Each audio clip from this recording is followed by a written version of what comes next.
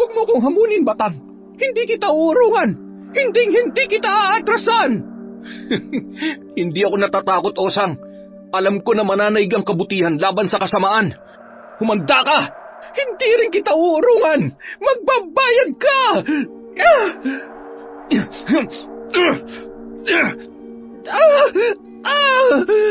Natalo mo ako sa unang laban natin.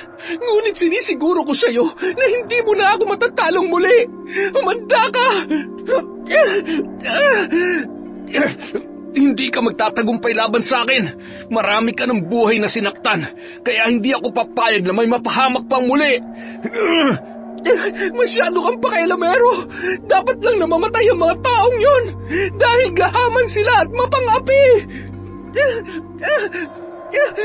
Taon 1987, Malapatan, Mindanao, kung saan sa kasalukuyang taon ng kwento ay nagaganap ang isang labanan. Sumugod si Osang kay Batang.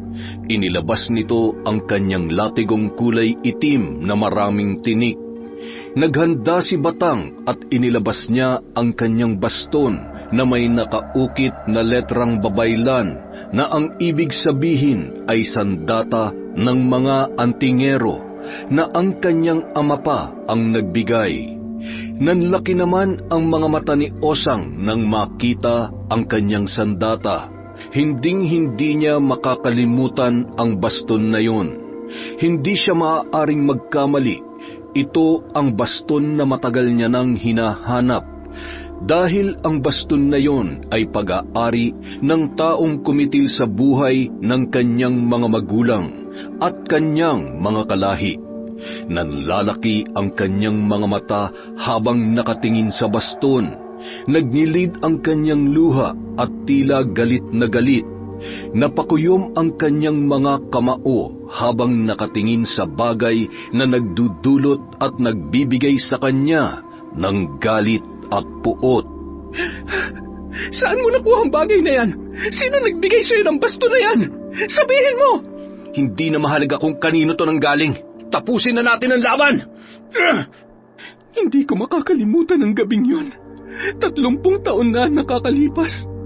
Kitang-kita ko kung paano kinitil ng baston na yan ang buhay ng aking mga magulang at pati na rin ang mga kanayon ko. Tandang-tanda ko, hindi ko maaaring makalimutan. Kaya sabihin mo na kung sino nagbigay ng baston na yan sa'yo. Sino? Ang nakaraan, 30 taon ang nakalilipas nang maganap ang pananalakay ng mga albularyo at antingero sa bayan nila Osang sa liblib na bahagi ng Mindanao.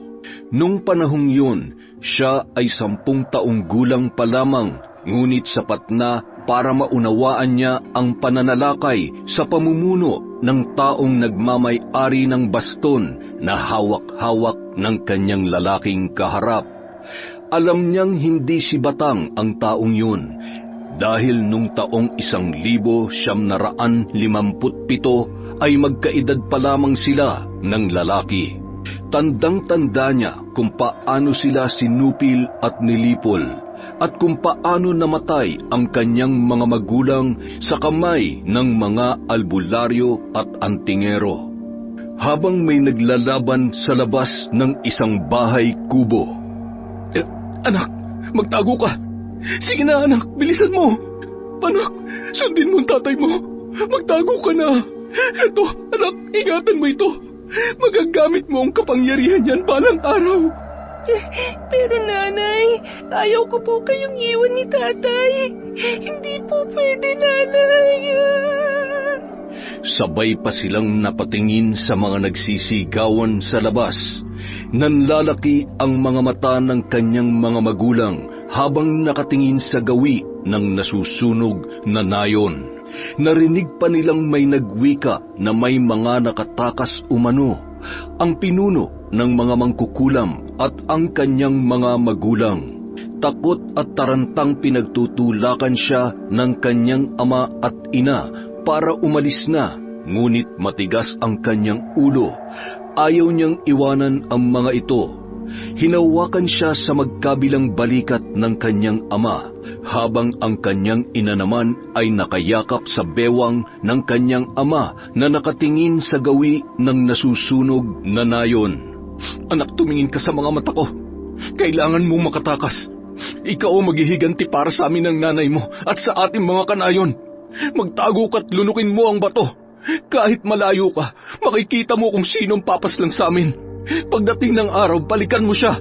Naiintindihan mo? Naiintindihan mo ba? Opo, Tatay. Takbo na! Kahit anong mangyari o marinig mo, huwag kang hihinto. Huwag kang lilingon. Magtago ka sa ligtas na lugar. Takbo na! Bilis! Umiiyak ang 10 taong gulang na bata habang tumatakbo papalayo. Naririnig niya ang sigaw ng kanyang mga magulang. Napatakip siya ng bibig at nagtago sa napakalaking ugat at napatingin sa gawi kung saan siya nanggaling. Nanlalaki ang kanyang mga matang nakita ang sandatang tumapos sa buhay ng kanyang mga magulang. Tinandaan niya ang nakaukit na baybayin sa bastong armas na ang ibig sabihin ay sandata ng mga antingero.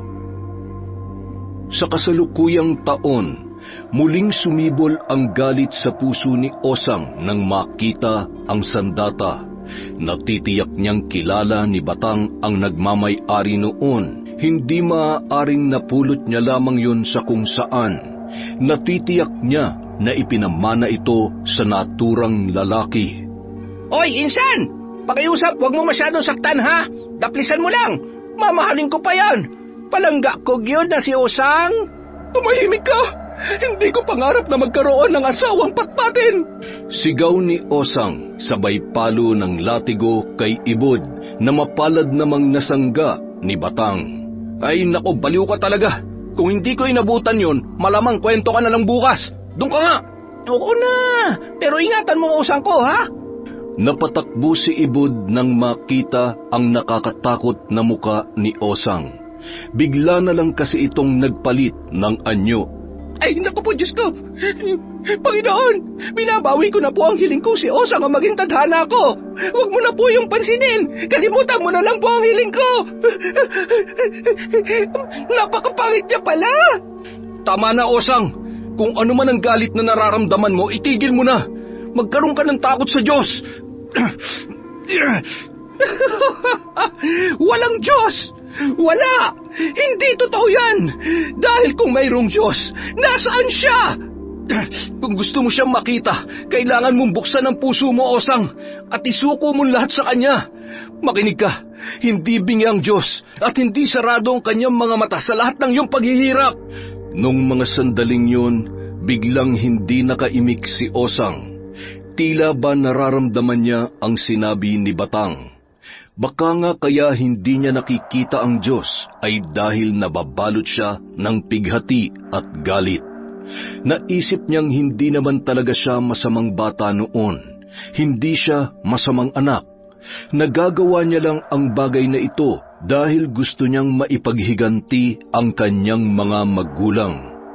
Nasa ganoon siyang tagpo ng tila ba mayroon siyang naririnig. Ipaghiganti mo kami ng iyong ina! Nagtaka naman si Batang sa inasal ni Osang. Tila ba may tinataboy ito sa gilid ng kanyang tainga. Osang, kung kailangan mo ng kaibigan o pamilya, naririto lang kami. Handa kaming samahan ka magbago. Kasunod noon ang malakas na kulog at hagupit ng kidlat. Osang, makinig ka! Tama na! Pagkatapos ay ang pagsugod niya kay Batang. Muling sinangga ng bagong antingerong albularyo ang pagsugod ng kanyang kalaban. Aminado siyang malakas ang naturang babae. Hindi pa siya masyadong bihasa sa kanyang kaalaman tungkol sa ganitong klase ng laban, pero pinapangako niya na dito na magtatapos ang kasamaan ni Osang.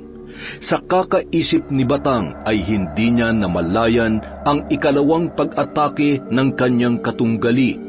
Tinamaan siya nito sa noo dahilan ng kanyang matinding pagbagsak.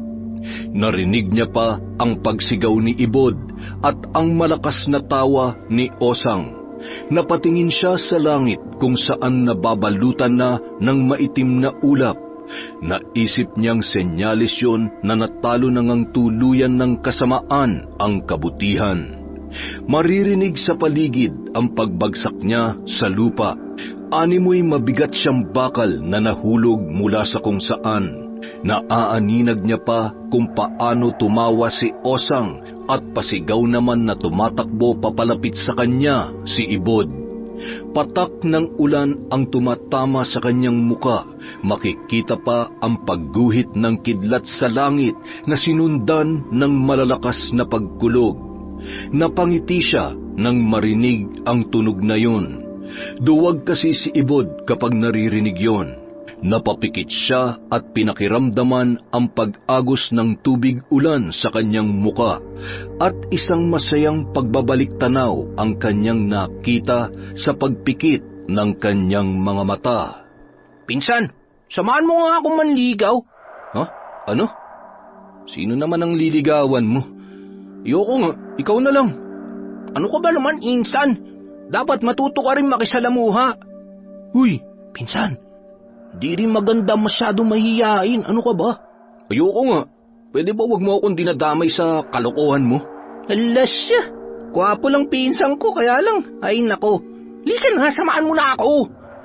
Ay nako, ang kulit naman nito. Sinasabi ko ng ayaw ko nga. Isa pa, tingnan mo nga, marami akong gagawin. Kaya nga ako iniwan nila nanay dito para mag-alaga ng hayop. Tapos isasama mo ko para manligaw. Sabay talikod kay Ibod para magpakain ng mga alaga niyang hayop. Pakamot-kamot naman itong sinundan siya. Simple lang ang buhay nila Batang. Malayo sa sibilisasyon. Nasa gitna ng kaparangan ang kanilang kubo. Napapalibutan sila ng irigasyon na siyang nagbibigay tubig sa mga bukirin at palayan. May 4 na puno ng sarisa sa magkabilang gilid ng kanilang kubo na siyang nagbibigay ng sariwang hangin. Marami ring pananim na gulay at mga bulaklak ang kanyang ina. May mga alagang manok, pato, baboy at isda sa irigasyon. Simpleng buhay, ngunit masaya. Insan, alam mo duda ko? Isa dyan sa mga manok mo mapapangasawa mo. Aray! Ay nako, may lahi ka talagang baliw, no? Mukhang ikaw nga talaga magmamana sa lahi ng tatay mo eh. Uy! Naku, Diyos ko! Kumato ka sa kahoy, ano ka ba? Huwag naman sana, pinsan. Ayaw kong magsipa-sipa ng lata sa bayan, no? Kung hindi ka aayos, mamamana mo talaga yung tanga. Uy! Hindi mo ba talaga ako sasamahan? Hindi. Napakamot na lamang ng ulo si Ibod. Napatingin siya sa pinsan nang may pinaglaruan itong bato na makinis na naghahalo ang kulay itim at abuhing kulay. May kasama rin itong baston na kakulay ng bato at may nakaukit na hindi maunawaan kung anong salita. Ano ba yung pinaglalaruan mo? Ito, nakita ko lang to dyan sa gilid ng irigasyon habang namimingwit ako kanina. Kakaiba, no? Nako, baka mamaya may dalang sumpayan, na? Wala naman siguro. Anong wala? Magkakasama ba yan nun napulot mo? Wag mo nang ituro. Baka mamaya kung anong mangyari dyan sa kamay mo dahil may sumpa, di ba? Ay, loko ka! Kumatok ka sa kahoy! Pagdating nila tatay mamaya, ipapakita ko to sa kanya. Kinagabihan, matapos maghapunan ay umupo sa balkonahe sina Batang, Mang Igme at Ibod. Nagkukwentuhan sila nang maalala ni Batang ang kanyang napulot. Patakbo siyang pumasok sa kanyang silid na ikinagulat ni Mang Igme at ni Ibod. Maging ang kanyang ina na noon ay nasa kusina dahil nagliligpit ay napalingon sa kanyang likod. Bigla na lamang napatingin si Mang Igme sa loob habang si Aling Meli ay napahinto rin sa kanyang ginagawa. Napatingin ang matandang babae kay Mang Igme, dala ang kanyang nag-aalalang reaksyon. Tay, tingnan niyo to. Nagkatinginan si Aling Meli na kasalukuyang nakatayo sa may pintuan at si Mang Igme. Mababakas ang pag-aalala sa kanilang mga mata. Tay, Nay, kayo ba'y ayos lang? May problema po ba kayo? Napatingin si Mang Igme sa kanya at napakamot sa batok. Paano kasi ay bigla na lang kayong naistatwa dyan? Anak, saan mo napulot yan? Diyan po sa irigasyon, Tay, kaninang umaga. Pagbaba ko kanina, ito agad na nakita ko eh. Bakit, Tay? May problema ho ba dito sa bagay na ito?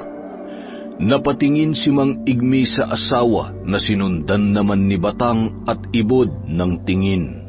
Nakita nilang nag-aalala ang kanyang ina. Napalingon lang sila kay Mang Igme nang ito ay magsalita. May problema ho ba, Tay? Wala na tayong magagawa, Meli. Ang bato na mismo ang pumili sa kanya. Ano po bang sinasabi niyo, Tay? Isang nakakabinging katahimikan ang namayani sa loob ng kubo. Tanging ang mga tunog ng kulisap at kuliglig ang siyang maririnig mo sa paligid.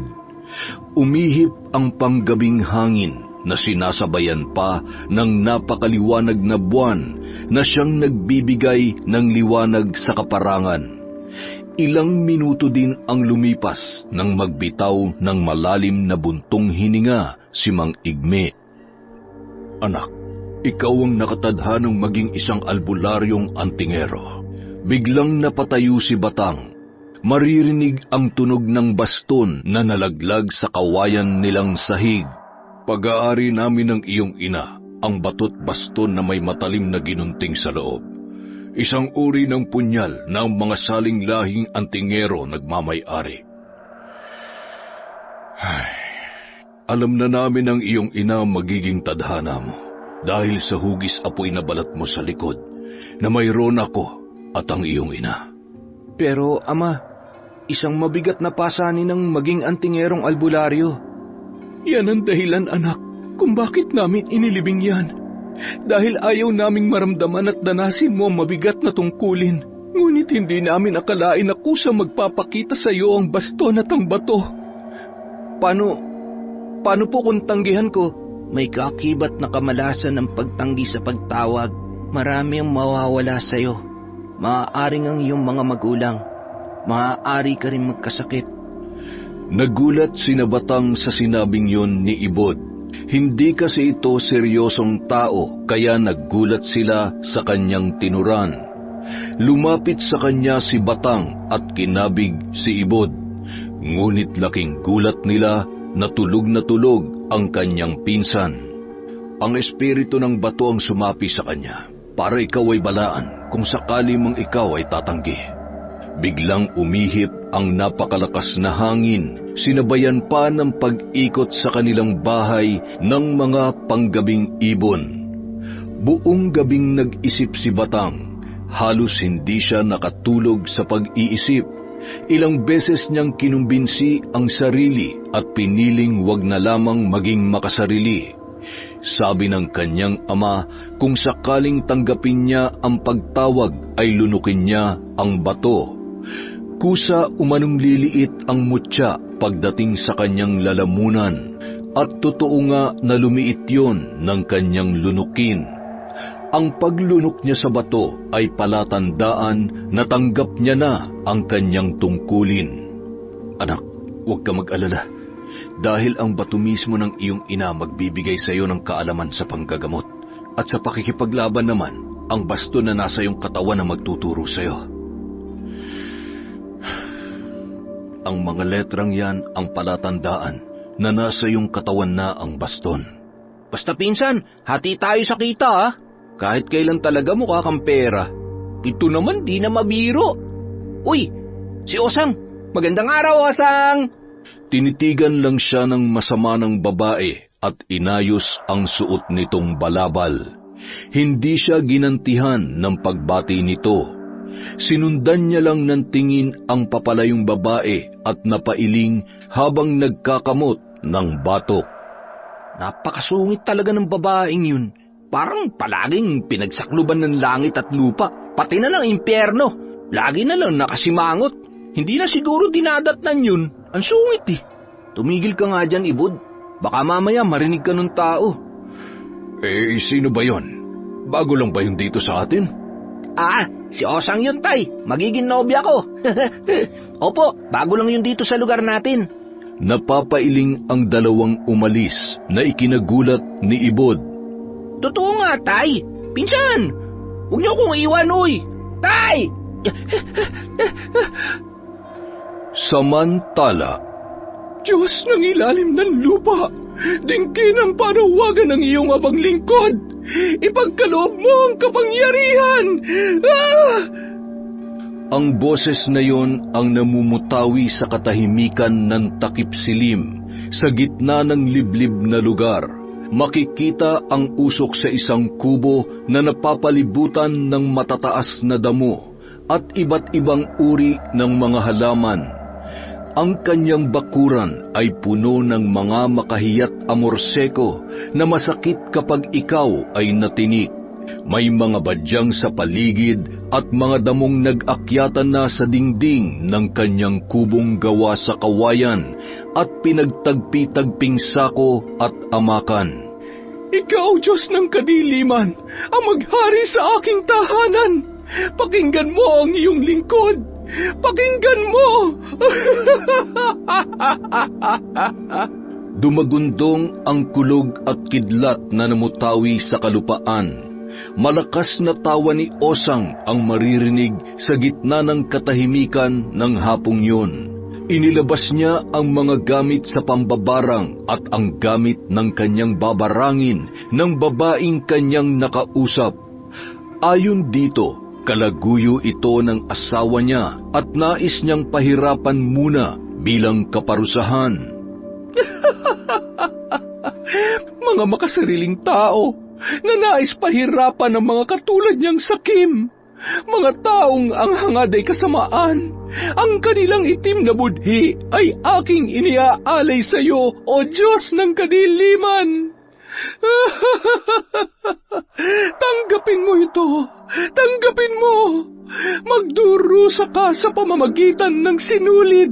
Pahihirapan ka ng sinulid na ito, na sa tuwing sasapit ang takip silim, ay magsusuka ka ng sinulid at hindi hihinto hanggat hindi natatapos ang gabi.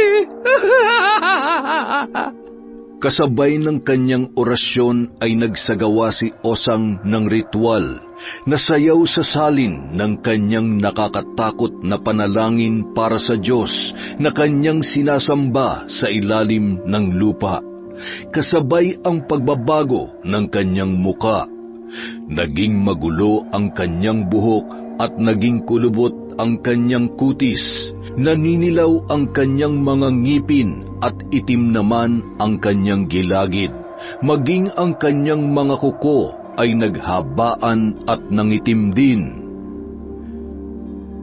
Kinaumagahan, nagkagulo ang kabilang baryo dahil sa nangyari sa anak ni Aling Bering.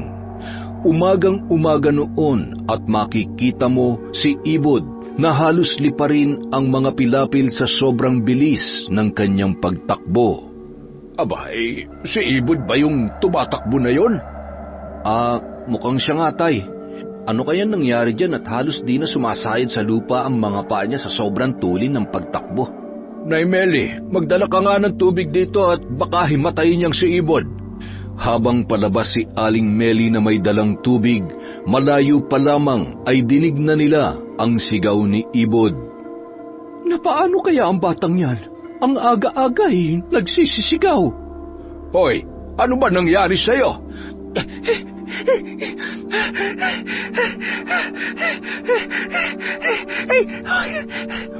Oh, heto. Uminom ka muna ng tubig, anak. Salamat po, Nay.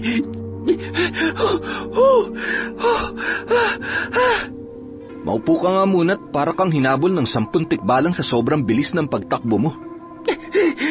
Kasi, pinsan, nagkakagulo sa bayan ngayon. Kilala mo ba si Mona, Tay, na anak ni Aling Bering?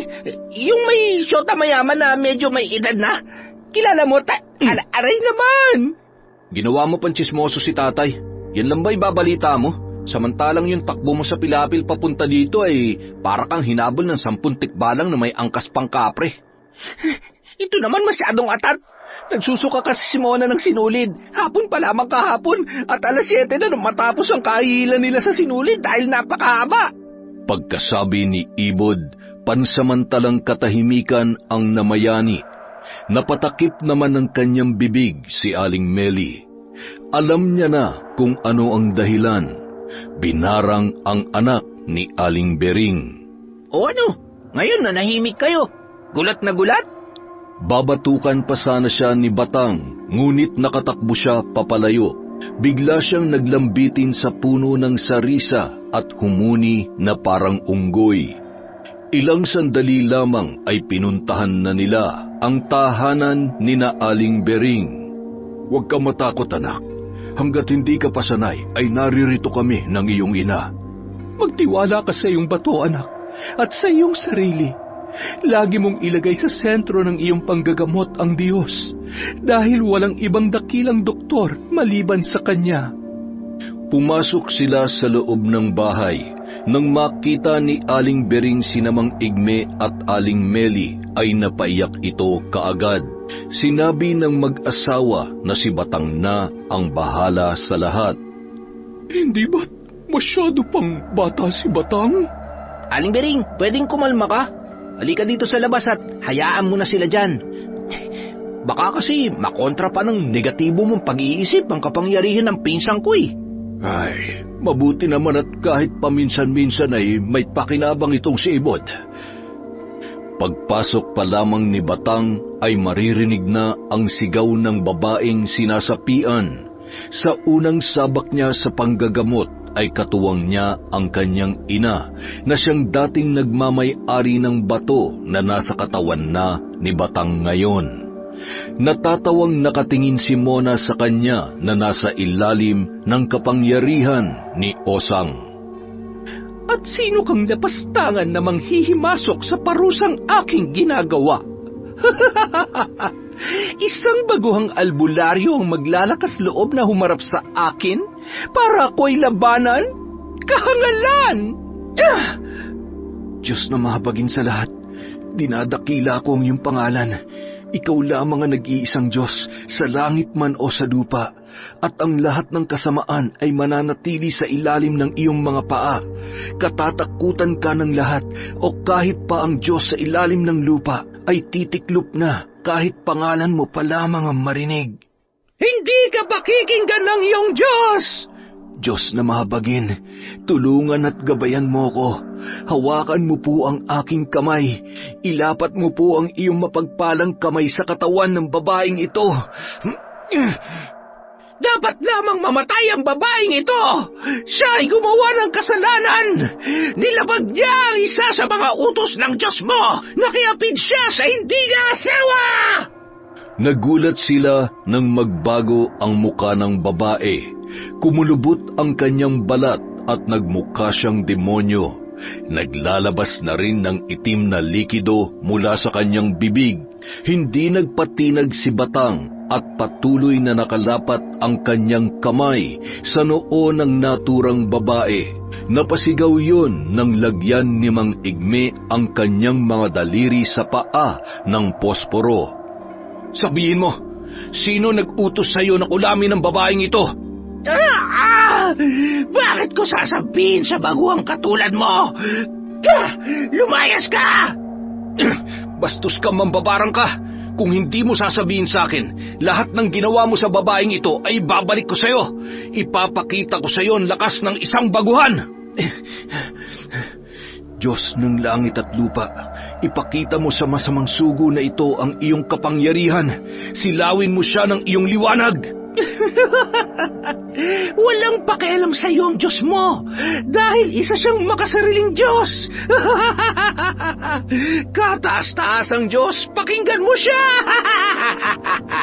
Ikaw masamang nilalang, sa pangalan ng Diyos Ama, Diyos Anak at Diyos Espiritu Santo, iniuutos ko sa iyo na sabihin kung sino nagpakulam sa babaeng ito.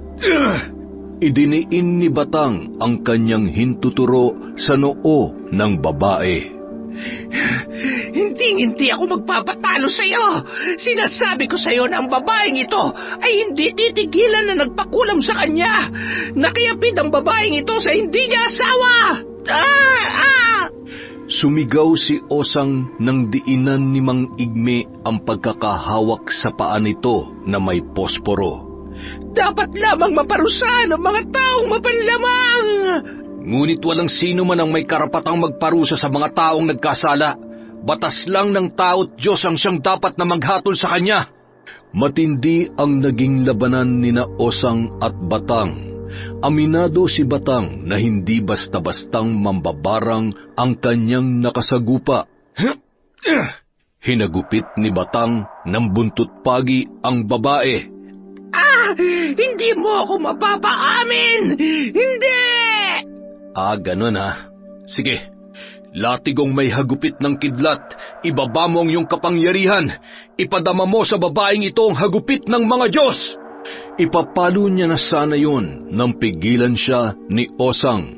Napahinto naman si Batang, ngunit nananatiling nakataas ang kanyang kamay. Sandali! Sige, tatanggalin ko na ang mga itinalim ko.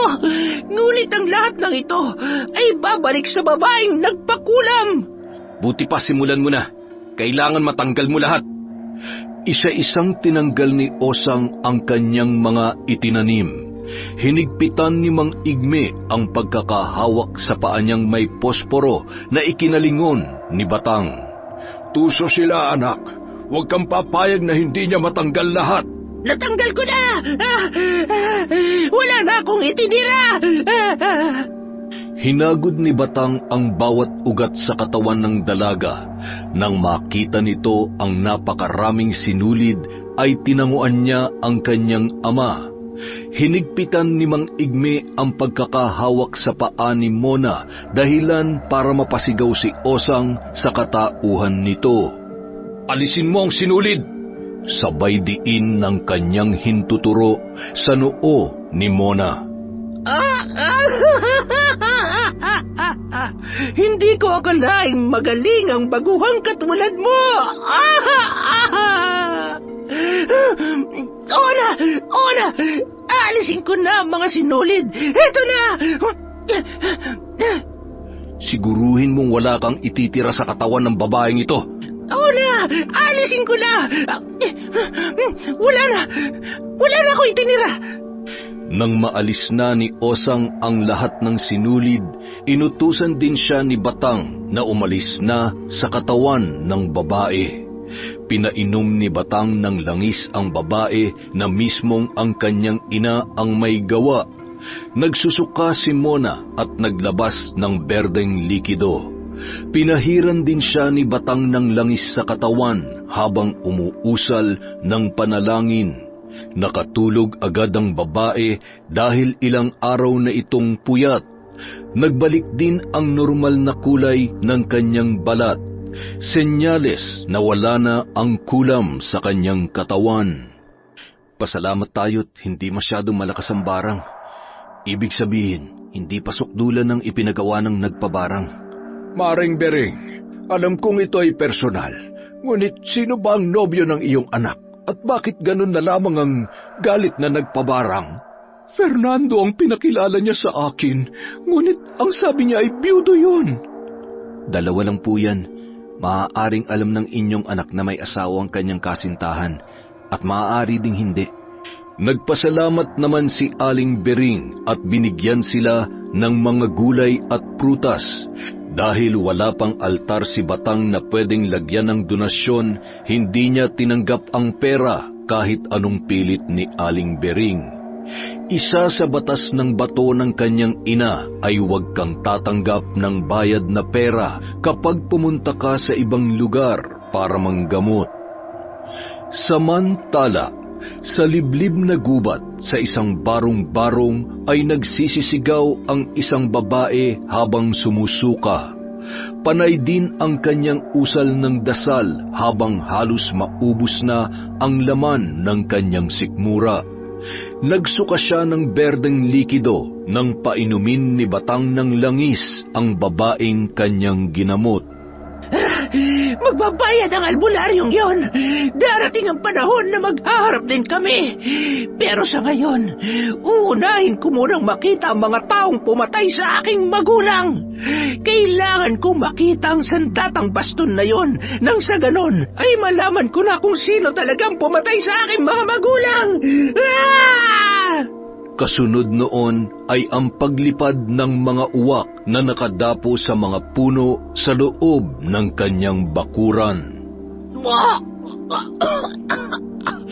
Mga alagad ko, hanapin ang nanggamot sa babaeng aking binarang.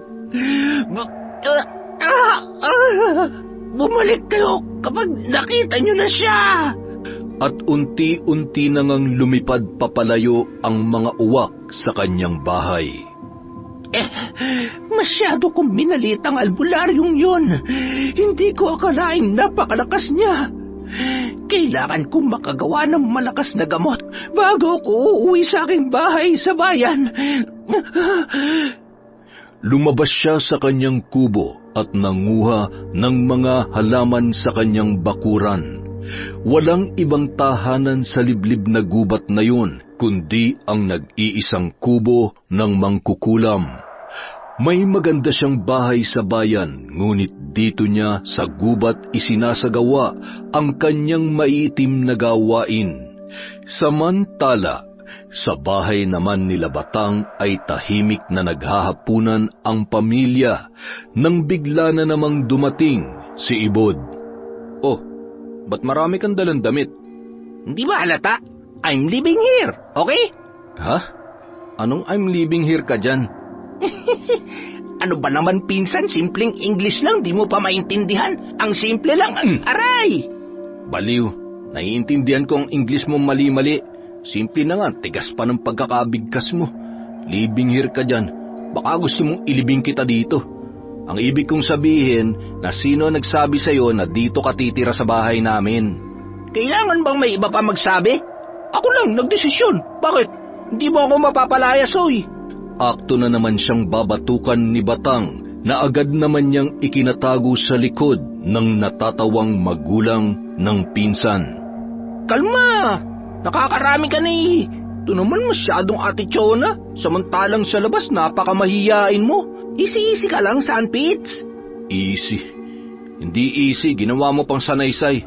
Pinalayas ka ba sa inyo? Ako? Palalayasin ni Maria? Ako mismo ang umalis. Sinabi ko sa kanya, Maria, aking nanay, panahon na para lumabas ako sa iyong tahanan. Huwag mo na akong hanapin. Nasa bahay lang ako ni Igme. Sabi niya, Anak ko, bakit kalilisan aking munting prinsipe? Umigil ka na nga dyan, sasampaling kita eh. Kumain ka na, gutom lang yan. Napangiti naman si Ibod at walang dalawang sabing kumuha ng plato at nagsandok ng kanin, sabay upo sa hapagkainan at sumubo. Habang kumakain sila ay maririnig ang pagaspas at paghuni ng mga uwak na nagpapaikot-ikot sa labas ng kanilang bahay. Nagsimula na siyang hanapin ka, anak. Ano pong ibig niyong sabihin, Tay? Sino pong siya? Ang mambabarang, Batang.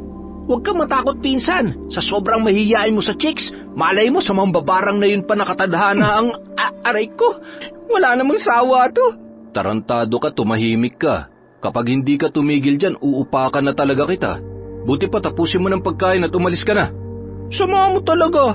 Ako na nga lang nagtsatsaga sa'yo, itataboy mo pa ako. Ay, tama na kayong dalawa. Ikaw, kumain ka na ng kumain dyan. Napakadaldal mo eh. Ikaw naman, huwag mo namang ugaliing binabatukan ng pinsan mo. Baka mahulog na ang utak niyan. Simula bukas siya nang madalas mo makakasama. Halos sabay pang naggulat sina Ibod at Batang sa sinabing yun ng kanyang ama. Nailuwa naman ni Ibod ang huli niyang sinubo habang si Batang naman ay hindi makapaniwalang nakatingin kay Ibod. Samantala, sa kabilang panig ng mundo ay umaalingaw-ngaw ang tawa ng isang bruha sa liblib na kagubatan.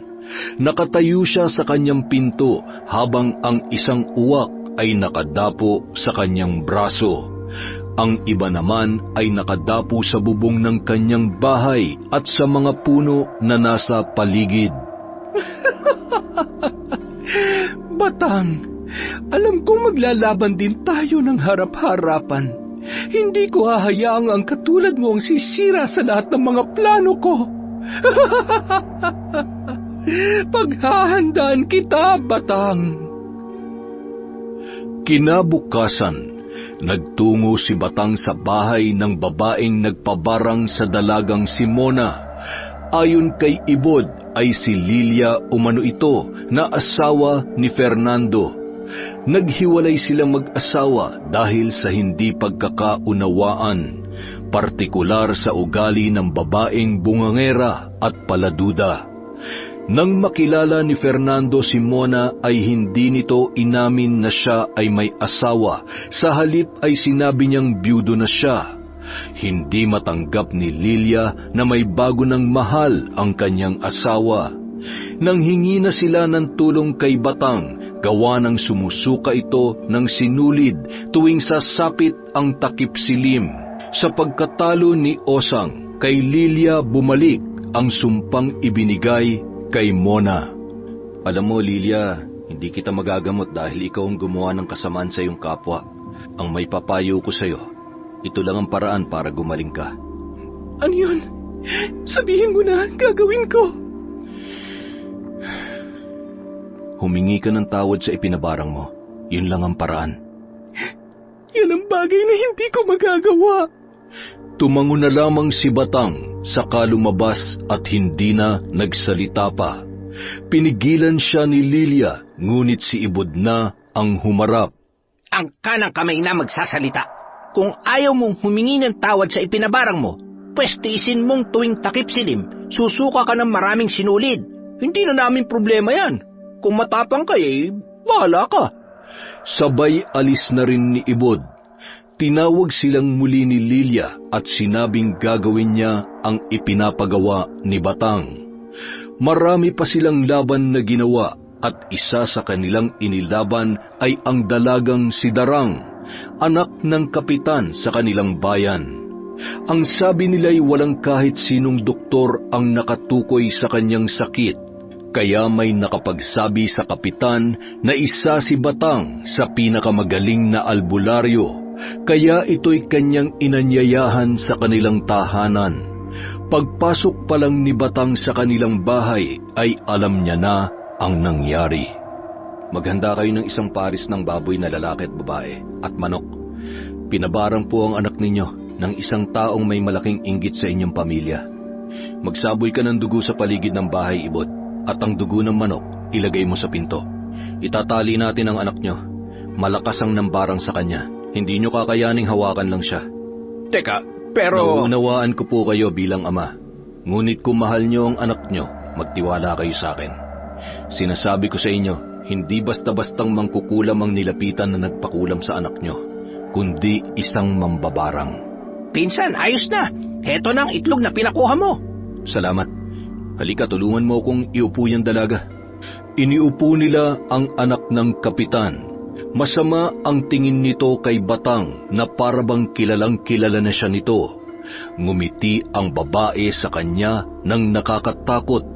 Katulad ng ibang ginamot nila ay iisa lang ang muka noon.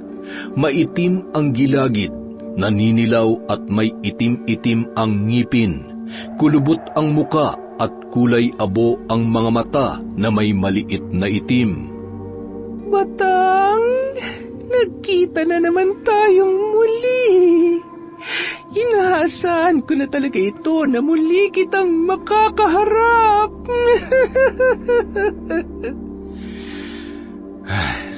Ako rin.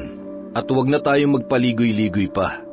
Lisanin mo na ang katawan ng babaeng ito at huwag mo nang hintayin na personal pa tayong maglaban.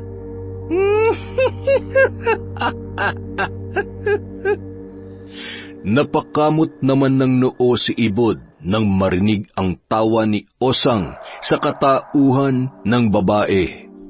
Napakaarte naman tumawa nito. Akala mo naman kagandahan. Tumahimik ka, pangit! Abat, nagsalitang may mukhang parang bunga ng apatot. Akala ko nga uod ka ng guyabano eh. Tsura mo, tigilan mo nga yung kaartehan mo, ngaswan tingnan. Tumahimik ka! Ay nako, ano sisigaw ka pa? Huwag mo nga itong dinadaan sa kaartehan. Maiksi ang pasensya ko sa mga mukhang uod ng guyabano.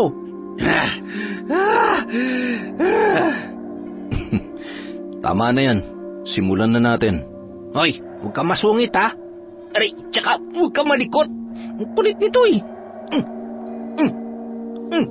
Nagpupumiglas pa rin si Osang dahilan para ito ay mapasigaw.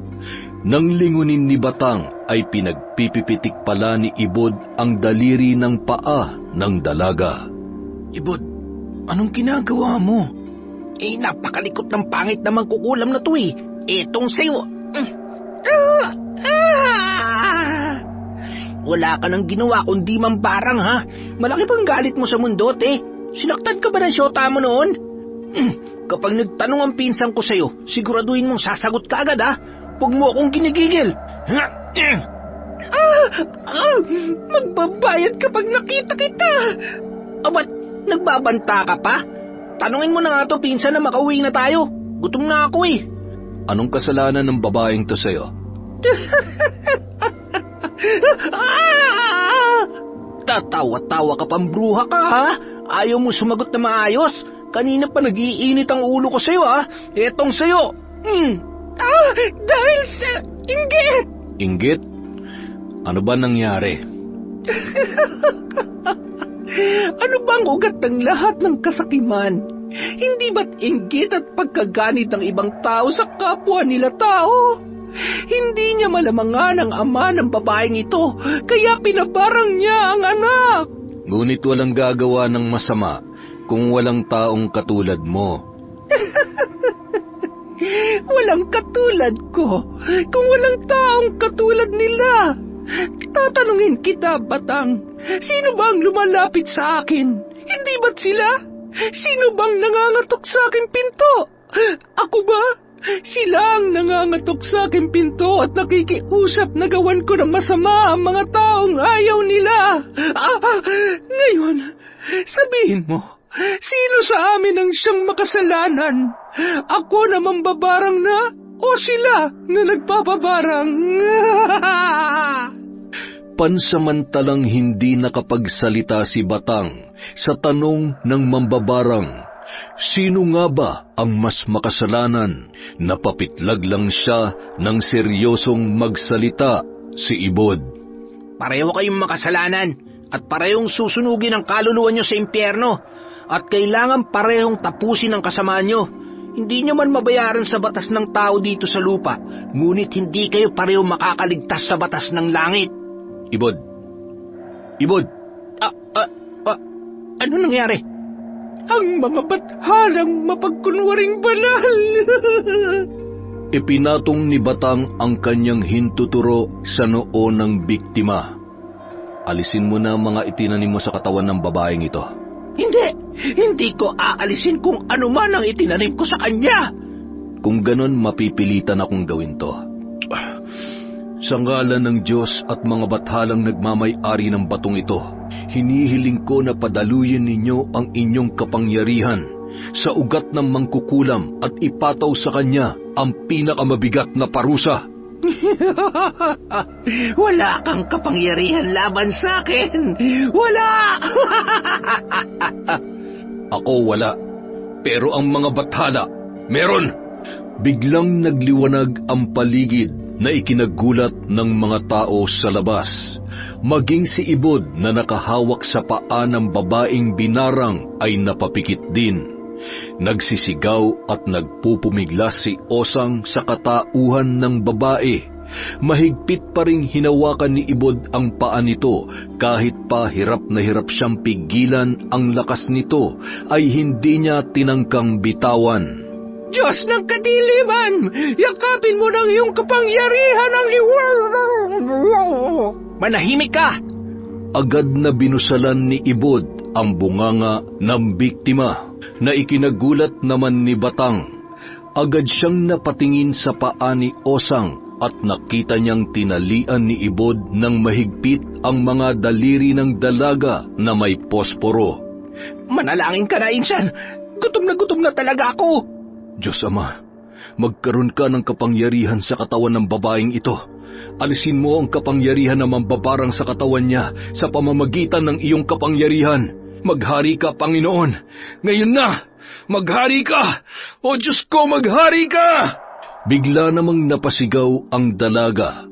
Ramdam mo sa kanyang pagsigaw ang sakit na kanyang dinaranas. Halos mapigtas na rin ang leeg ng babae. Nang mawala si Osang sa katawan noon, ay nawalan na rin ng malay ang dalagang binarang. Nagpasalamat naman ang pamilya ng dalaga sa kanila at pinabaunan sila ng mga prutas at gulay. Insan, kayang-kaya mo naman pala mambabarang na yun eh. Saad ni Ibod nang pauwi na sila, napatingin naman sa kanya si Batang.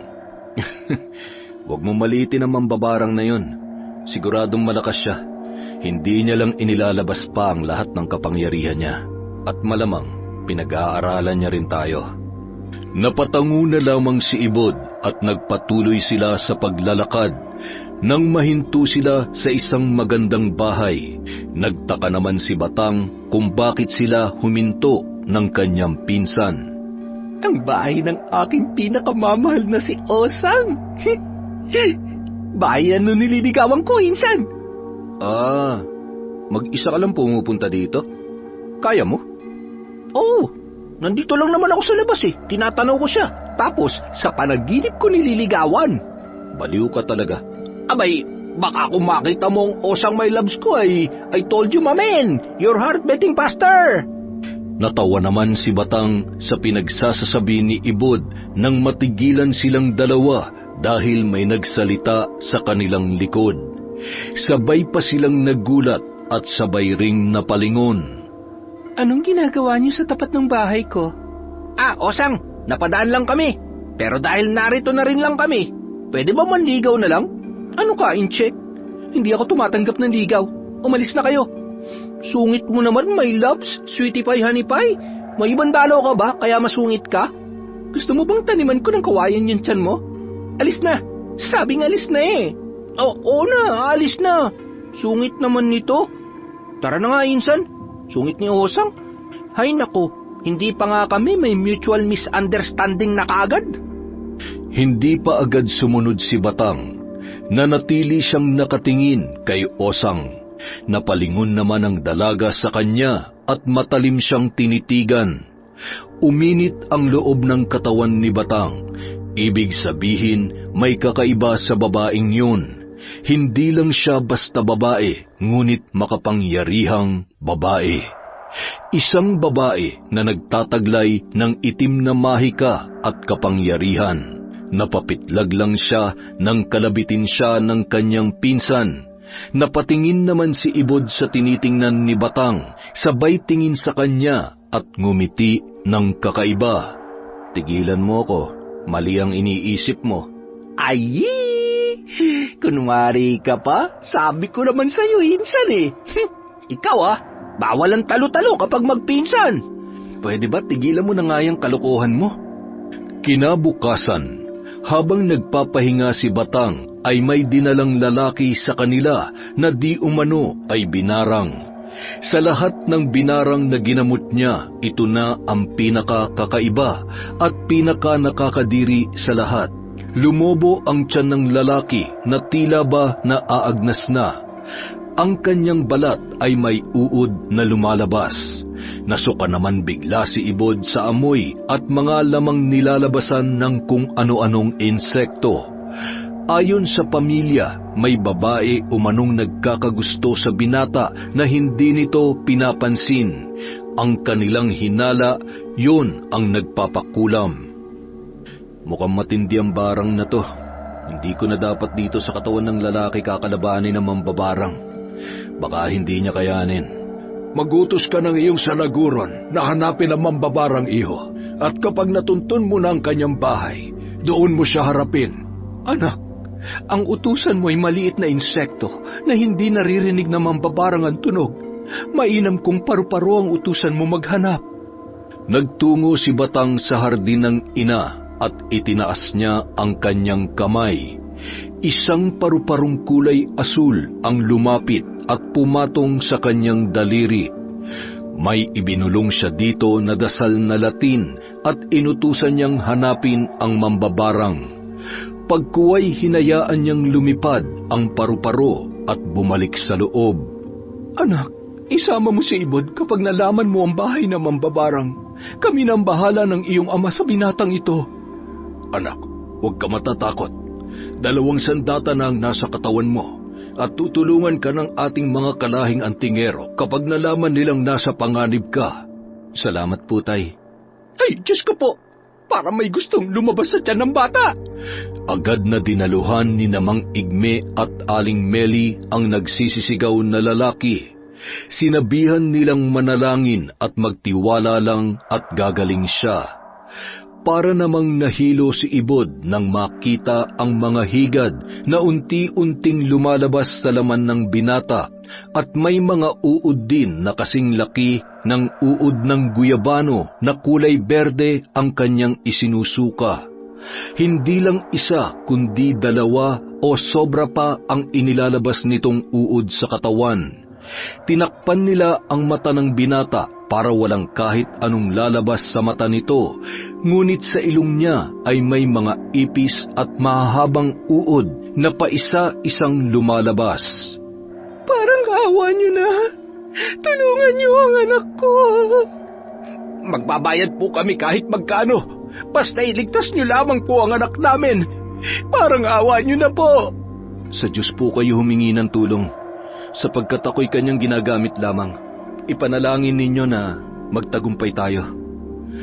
Habang naghihintay sa inutusang paru-paro, abala sila Batang sa pagtatanggal sa mga insektong lumalabas sa katawan ng binata. Kitang-kita kung paanong lumalabas mula sa kanyang laman ang mga uod at iba pang mga insekto. Makikita ang paglobo ng kanyang balat na parang lobong sumasabog at may mga nanang lumalabas.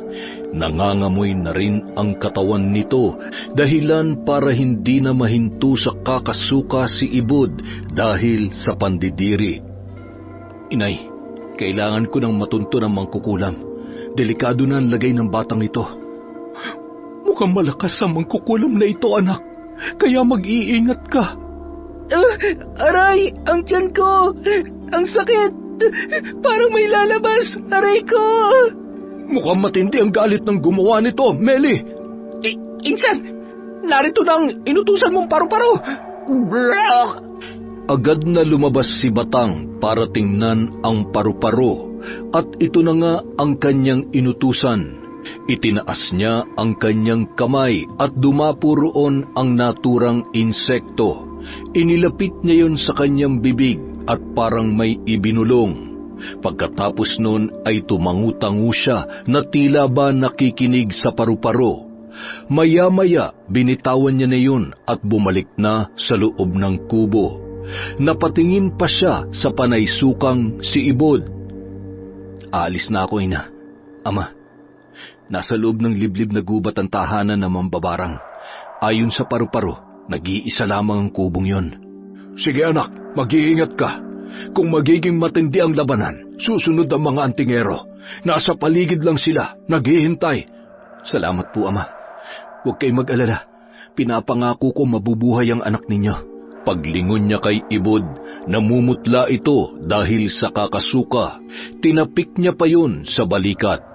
Tara na, Ibod. May matindi tayong laban na kakaharapin. Sumunod naman ang kanyang pinsan. Binaybay nila ang masukal na kagubatan. Napapakunot pa ng noo si Batang sa kakaisip kung paano mabubuhay ang nag-iisang tao sa ganitong klaseng lugar. Makalipas ang ilang oras ng kanilang paglalakad, natuntun na nila ang nag-iisang kubo sa gubat na yon. Ha? Tao ba nakatira dyan o aswang? Hinaan mong boses mo, ang ingay mo naman eh. Tsaka pwede ba maupo ka? Mamamatay tayo nang hindi lumalaban kapag nahuli tayo niyan. Marahil nariyan ang mambabarang sa loob. Nagsasaing yata. Umuusok ang kusina niya. Mukha nga. At pag di ka umayos, ikaw ang uulamin niyan. Ilang minuto pa silang nagmanman nang biglang may lumabas na 2 babae. Nanlaki ang mga mata nila na si Osang yun at isang babae na hindi nila kilala. Tila may pinag-uusapan sila na napakahalaga. Abat, si Osang may labs kayo na. Siya ba mambabarang? Mukhang siya nga. Nang makaalis na ang babae ay pumasok na si Osang sa loob. Ngunit napahinto rin ito sa may pinto. Napayuko ang magpinsan dahil tila naramdaman ng mambabarang na may ibang presensya sa paligid ng kanyang kubo. Mukhang may mga estranghero sa paligid. Tila natuntun na nila ang aking kubo. Insan, bakit tila hindi siya kumikilos?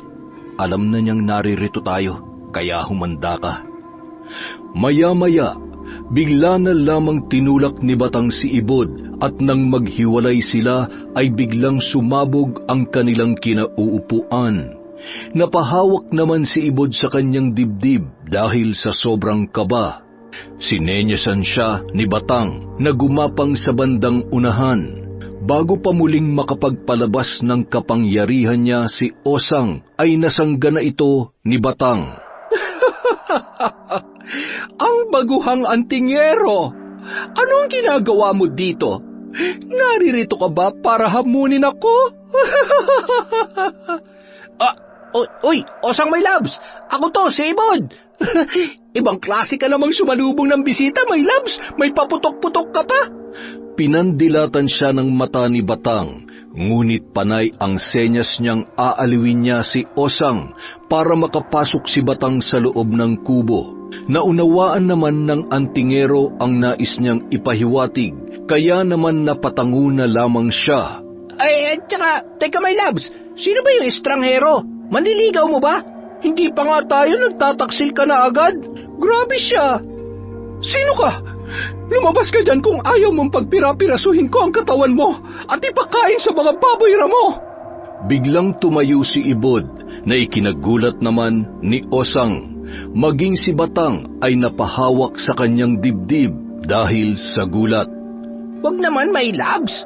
Kung kikitli mo ako, bigyan mo naman ako ng dangal.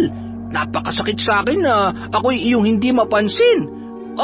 Osang kong nilalangit, naligaw ako dahil sa iyong pag-ibig. Tigilan mo ako, hindi niyo ako malilinlang.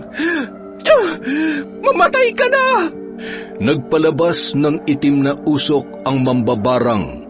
Nanlaki ang mata ni Ibod, ngunit bago pa siya makayukoy hinampas na ni Batang ng kanyang sandata ang usok na pinalabas ni Osang. Nagtakip pa ng kanyang mata si Ibod. Nang idilat niya yun, sinuri niya ang kanyang sarili. Buhay ka pa. Sige na, magtago ka na. Nagsimula ng magsagupaan ang mambabarang at ang antingero. At sa mga oras na yon ay hindi ganong kalakas ang mambabarang dahil ibinuhos niya ang kanyang buong lakas sa pagbarang sa binatang pinabarang ng babaeng kaaalis lamang. Sa labanan nilang yun ay nagtamo ng sugat si Osang. Alam niya na nung mga sandaling yun ay hindi niya kakayanin ang naturang antingero. Bigla niyang itinaas ang kanyang kamay at nagpalabas ng itim na usok at nilamon siya nito. Kasabay noon ay ang kanyang paglalaho. Sumigaw pa siya na sumabay sa hangin na babalikan niya si Batang. Samantala, gumaling na ang lalaki at bigla na ring nawala si Osang. Tinanong nila ang lalaki kung gaganti ba siya sa nagpabarang sa kanya, ngunit ang sagot nito ay hindi na. Ilang buwan ang nakalipas, namatay ang nagpabarang sa ganong karamdaman na dinanas ng lalaki. Bumalik sa kanya ang pambabarang na ipinagawa niya. Naging tahimik na rin ang bahay ni Osang at makikita mo na isang sirang gusali pala ang kanyang ginamit upang makapanlinlang. Sa paglipas ng panahon, marami pang ginamot si Batang at nagtagumpay naman siya sa lahat ng yun. Ngunit sa panahong ito ay wala na silang balita tungkol kay Osang. Makalipas ang 1 taon, at ang taong ito ang kasalukuyan kung saan nagaganap ang matinding labanan sa pagitan nina Osang at Batang. Nararamdaman niya ang patak ng ulan at naririnig niya ang sari-saring boses. Naririnig din niya ang boses ng kanyang mga magulang at ni Ibod. Pinsan, gumising ka! Boses ni Ibod na tila ba sumasabay sa hangin. Kumunot ang kanyang noo. Hindi niya alam kung ilang oras na siyang nakahiga. Masakit ang katawan ng antingero. Nakarinig siya ng pamilyar na tawa. Nagising siya at biglang bumangon at huminga ng malalim. Agad siyang nilapitan ng kanyang pinsan na si Ibod. Nakita niya ang paligid na may mga naglalabang mga tao. Pagtingin niya sa harapan ay magkaharap sina Osang at Mang Igme. Ito pala ang totoong nagaganap at tapos na ang kanyang pagbabalik tanaw. Ito rin ang kasalukuyang taon kung saan nagaganap ang kanilang labanan. Akong harapin mo! Uy, buhay ka pa pala! Ang akala ko kasi, tuluyan ka na lamang magbabalik tanaw sa nakaraan. Hindi ko nahahayaang may masaktan ka pa, Osang. Ikaw at ang mga alagad mo. Aniya na napatingin sa paligid kung saan naglalaban ang ibang mangkukulam at mga albularyo kasama ang mga antingero. Totoo nga ang sinabi ng kanyang ama noon na sa matinding labanan sa pagitan ng kasamaan at kabutihan ay may mga taong darating para tumulong. Ano ba ang dahilan ng pamimerwisyo mo? Kayo ang perwisyo! Bakit hindi mo tanungin ang tatay mo kung ano ang ginawa niya sa aming angkan? Nararapat lamang natapusin ang lahi ninyo sapagkat marami kayong pinatay na mga tao. Ilang inosente bang pinatay ng mga magulang mo, ha? Ilang beses namin siyang binalaan na itigil na ang kanyang ginagawa, ngunit nagpatuloy siya. Hindi kami ang may kasalanan. Bakit kami ang sinisisi niyo sa kasakiman ng iba? Ang mga taong sakim at puno ng galit ang siyang lumalapit sa aking mga magulang. Anak mo pala ang bagong antingerong ito, at siya ang tagapagmana ng iyong pagiging makasarili. Tama na! Puro kasatsat. Kung gusto mong gumanti, sige, gumanti ka. Kung ayaw mong tanggapin ang pagkakataong magbago at magbalik loob sa Diyos, mas mabuti pang ang tapusin na natin ang laban. Tumakbo papalapit si Batang kay Osang at nagpalitan sila ng paghampas ng kanilang latigo at baston. Animoy mga kidlat sa sobrang bilis ng kanilang mga kilos. May pagkakataon pang mahuhulog silang pareho sa lupa at agad ding susugod sa isa't isa. Palitan ng suntok, tadyak at paghampas ng kanilang mga sandata. Nagtamo na ng maraming sugat sa kanyang katawan si Osang, habang si Batang naman ay puro galos din ang natatamo.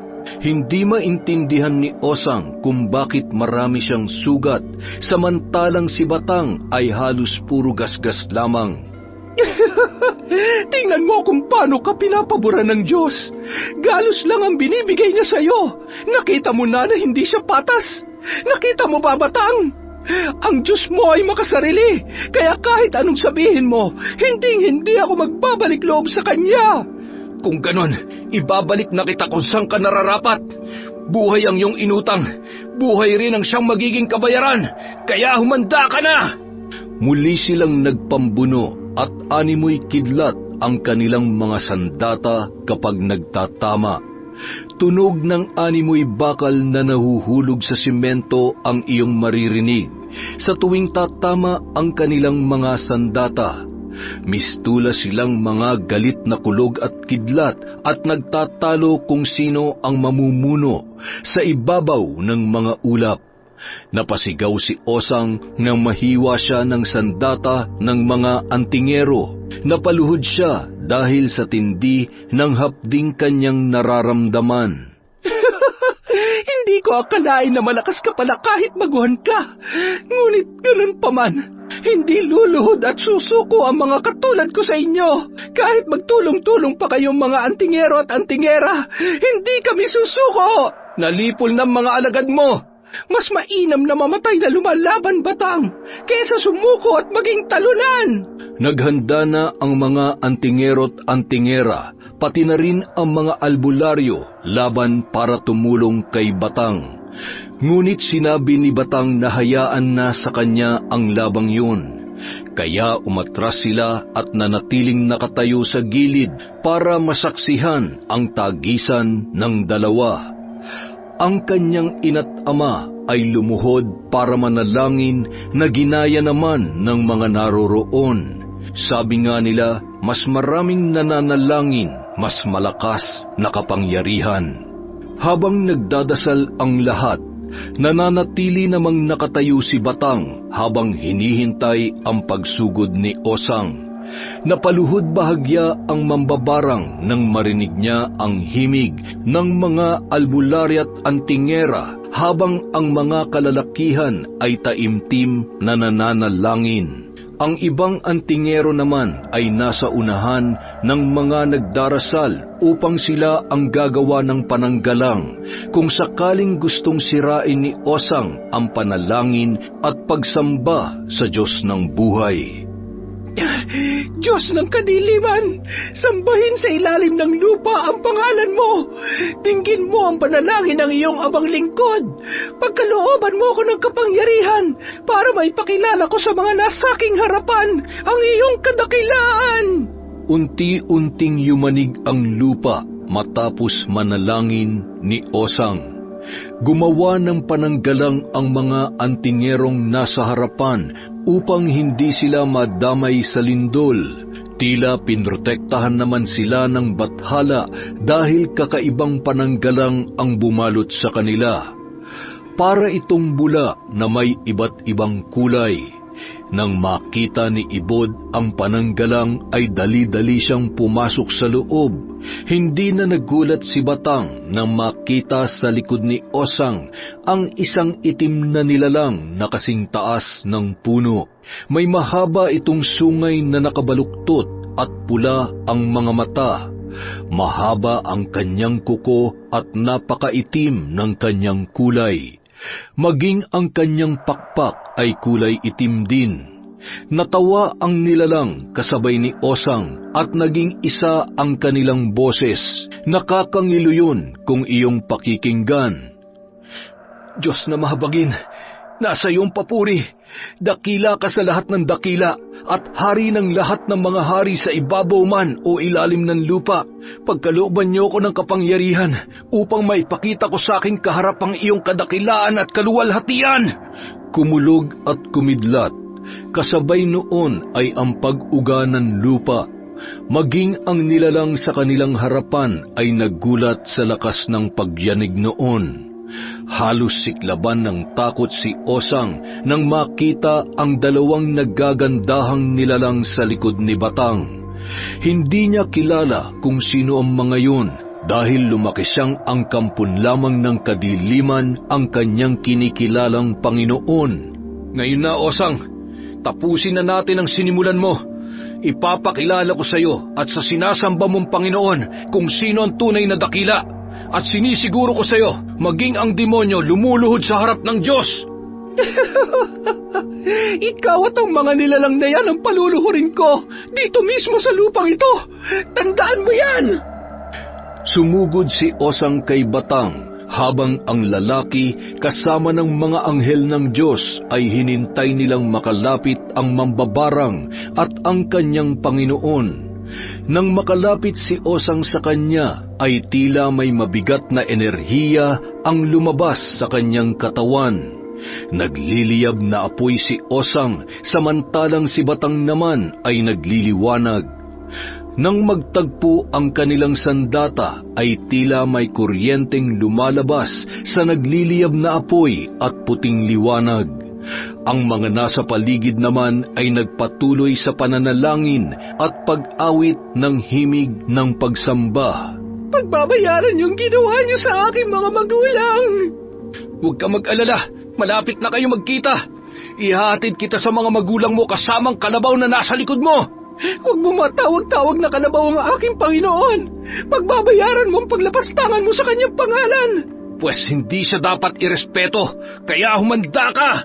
Sabay silang sumigaw habang papasugod sa isa't isa, at sa bawat hampas ng kanilang mga sandata ay kumakawala ang napakabigat na enerhiya.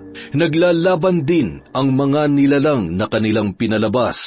Habang sumusugod si Batang ay nananalangin siya para sa kapatawaran ng Diyos kay Osang. Nagtataka naman ang mambabarang na tila ba unti-unti siyang nawawalan ng lakas. Napaluhod bigla si Osang sa hindi niya maunawaan na dahilan. Tila ba may kung anong enerhiya ang humihigop sa kanya. Nanlalaki na lamang ang kanyang mga mata nang makitang nakaluhod na ang kanyang tinatawag na Panginoon habang tinututukan ng dalawang anghel ng kanilang mga sandata. Biglang napaubo si Osang at sumuka ng pulang likido. Napahawak pa siya sa kanyang dibdib at nanlalaki ang mga mata na makita ang likido na nasa kanyang kamay. At pagtingin niya kay Batang, tila ba nag-iba ang anyo ng lalaki. Naging maliwanag ito na kahit matang makapangyarihan ay hindi kayang titigan. Osang, may pagkakataon ka pa. Handa ang Diyos Ama na ikaw ay tanggapin muli, kaya magbalik loob ka na sa Kanya. Ang langit ay para lang sa mga makasarili. Paraisong mga makasariling kaluluwa ang nananahan. Kahit anong sabihin mo, hindi ko gagawin yan. Kahit na kailan. Kung ganun, magpaalam ka na sa mundo. Ihahatid na kita sa impyerno. Sabay sugod ng lalaki kay Osang at sinaksak niya ito sa dibdib. Nanlalaki naman ang mga mata ng mambabarang sa bilis ng paglapit ni Batang. Napatingin pa siya sa kanyang dibdib kung saan nakabaon ang sandatang matagal na niyang hinahanap. Ang sandatang kumitil sa buhay ng kanyang mga magulang at ang sandata rin natatapos sa kanyang buhay. Napasuka siya ng pulang likido nang bunutin ni Batang ang naturang sandata. Habang ang nilalang na kulay itim ay biglang sumigaw nang bumaba ang kidlat mula sa langit at tumama sa kanyang sungay na siyang naging dahilan ng kanyang pagkamatay. Si Osang naman ay naghihingalo habang umuubo.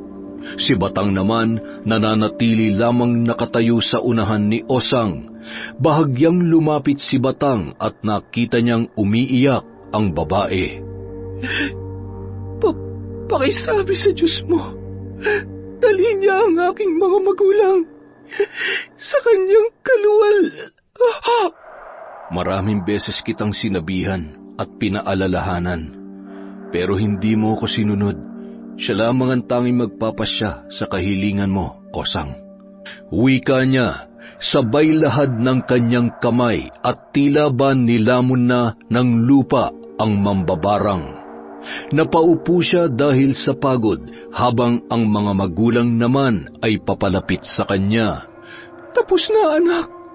Nagtagumpay na naman ang kabutihan. Papuri sa Diyos na lumikha. Dakilain ang kanyang kaluwalhatian. Masakit ba ang katawan mo, pinsan? Mamaya'y magpahilot tayo kay Garot. Sino namang Garot yan? Yung alaga kong unggoy, magaling magmasahe yun eh. Buti pa ikaw na lang ang magmasahe sa akin. Total, para ka namang unggoy. Grabe ka naman. Igalang mo naman munang pagluluksa ko. Hindi pa nagiging kami ni Osang, biyudo na ako kaagad. Baka gusto mo na siyang sundan. Ihatid na kita? Ay, hindi na, oy.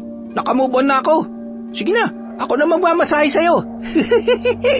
Nagtawanan ang lahat habang naglalakad papalayo sa lugar na yun. Ang kasamaan ay walang maidudulot na maganda. Matuto tayong magpatawad sa kabila ng mapapait na karanasan natin mula sa ibang tao. Hindi natutulog ang Diyos. Hindi bingi ang kanyang tainga sa ating mga hinaing. At hindi siya bulag sa lahat ng pasakit na dinadanas natin sa buhay. Sa panahon na pakiramdam mo ay lugmok na lugmok ka na, huwag mahihiyang lumapit sa Diyos dahil ang ating Ama ay mapagpatawad, mapagmahal at mapagbigay. Sa tuwing matapos akong magkwento ng ganitong mga pangyayari, napapahinto rin ako sandali, napapaisip kung baka nga ba, sa pagitan ng liwanag at dilim, may mga hiwagang patuloy na umiiral, mga bagay na hindi kayang ipaliwanag ng mata at isip ng tao. Pero gaano man kalaki ang mundong ito, at gaano man kadami ang mga kababalaghang naririnig natin, ang pinakamahalaga pa rin ay manatili tayong may mabuting puso at matatag na loob. Maaaring dumarating ang masasamang pangyayari sa mabubuting tao, pero ang kabutihan, hinding-hindi yan nasasayang. Maraming salamat sa inyong lahat sa pananatili hanggang dulo ng kwento. Bawat isa sa inyo ay maaaring may iba't ibang mapulot. Pero kung kahit papaano ay napaisip ka, o kahit simpleng naaliw ka pagkatapos ng isang nakakapagod na araw, sapat na yun para sa akin. Nais kong batiin ka, at lahat ng nanunood ngayon, ng kapayapaan at kalusugan. Sana ligtas ka sa bawat biyahe. At sana mainit ang pagtanggap ng tahanan pag-uwi mo. Kapag masyadong mabigat ang mga araw, huwag mong kalimutang magpahinga at alagaan ang sarili dahil ang kalusugan. Walang pwedeng humawak niyan para sa atin. Ang audio na ito ay sininthesis gamit ang teknolohiyang AI mula sa VB-Tool-Doc-VN.